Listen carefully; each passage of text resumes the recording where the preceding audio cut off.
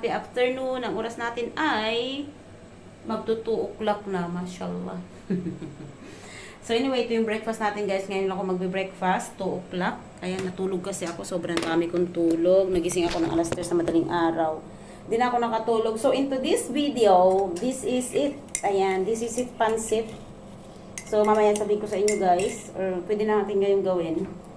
Diba? Kain tayo. Yung aking breakfast is kufte or meatballs and yung ating tawag nito. Ang tawag nito sigara burek or yung mayroon siyang cheese sa loob. Tapos binalat ko siya ng lumpia and then meron tayong what is this? Pipino or cucumber. And then gumawa ako ng oralet. Ito yung orange juice na mainit. Oralet ng tawag na dito So, ang pag-uusapan natin ngayon guys, i-share ko sa inyo. Hindi ko, daldal lang muna si Inday ngayon, no? So, mayroon tayong cheese. So, ngayon guys, finally, excited naman ako guys na matutuloy na yung isang plan naming mag-asawa. Alam niyo na kung ano yun. Makaka-uwi na kami ng Pinas guys. Actually, na-shock ako. Na-shock ako kasi nga, plan lang talaga yan siya. Wala akong in-expect na mauwi kami this year kasi ang sabi ko nga, huwag kaming uuwi ng Christmas at saka New Year kasi gawa ng magastos. Pero, kailan ba yun? March, April, May. By June yun, June. June nung nakapag-book kami ng aming ticket.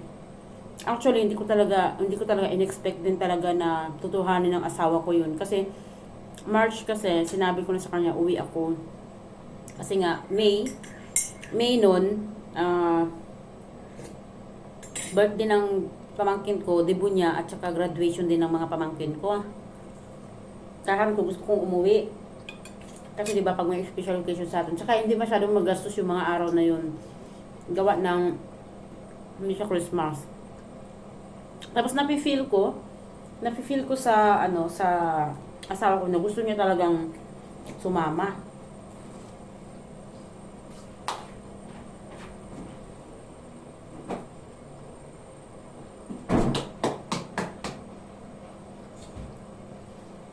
Gusto niya talagang sumama. Kaya hindi niya ako pinayagan ng May. Tapos sabi ko, pag December kasi, wag na tayong uwi. Sabi ko sa kanya. Pwede naman tayo umuwi ng other month. February, ganun, or March, ganun. Wag lang December kasi magastos. Walang laman. Tapos sabi naman niya sa akin, anong month ka gusto? Anong month yung gusto mo? Sabi niya sa akin. Sabi ko kahit January or October, September, ganun. Pero nga, kung isipin mo, kung September ako umuwi or October, ay nag-book kami ng bandang May, June, July. Sobrang mahal ng ticket nun. Kasi nga, malapitan dapat advance. Tapos ng siyempre, normal sa akin. Magdaldal talaga ako sa kanya kasi hindi nga nakauwi ng May. Mantakin mo pa, tinuto talaga niya. Nagpaalam na siya nagpaalam sa trabaho niya na kuha siya ng 1 buwan na bakasyon. Tapos, sabi niya sa akin, sige na, buli ka ng ticket. At naghanap din ako. Siyempre, excited ako, no? Naghanap din ako. Tapos, yung sabi niya, okay na ba yan? Tama na ba yan? Ay, God. Walang patumpik-tumpik. Bumili siya ng ticket. Finally, akala ko plan lang talaga for next year. Although, kumuha na siya ng passport. Nakakuha na kami ng passport. Pero hindi ko talaga in-expect na this year, makaka-uwi kami. Yun na nga, tinupad na nga niya yung plan namin.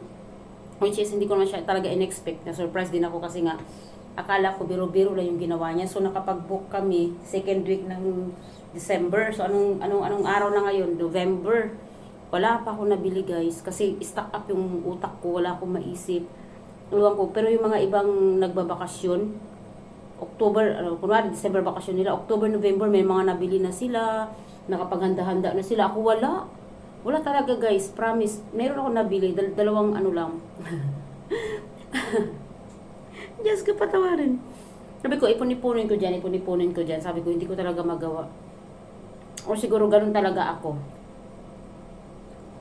Ganun talaga siguro ako pagdating sa mga ganyan. So, naganap ako online ng mas murang luggage. Meron ng bakasyon kasi nga, di ba, ano ngayon, sale ngayon. Pag basta patapos na ang taon, marami na si sale. Kaya, instead na bibili ako ng luggage, hindi na kasi may luggage pala yung, ano, binan ko. Papakita ko sa inyo mamaya, guys. Mga oldies luggage. Ayan, so, hello sa room namin. Ito yung sinasabi kong luggage. Di ba ang cute niya? Oh. Anong pangalan niya? Kantash. Oh, Kantash. Di ba ang cute? Oh. Pang pang year 1990. Ang cute niya. Tapos isa nito. Tapos meron din akong isang luggage. So enough na to. So hindi na ako bibili. Solve na yung problem ko. Kaysa nang bibili ako. Pero may gusto kong bilhin. Mura lang nag-sale kasi siya. Mga nasa 700 Turkish lira. Pero bibilhin ko pa rin yun para, alam mo na, just in case. Oh. Ah, diba ang cute? Ayan na, magsasampay pa ako. Meron pa akong sampayin. So, ayan na guys. Naipakita ko na sa inyo yung aking luggage. Ito na.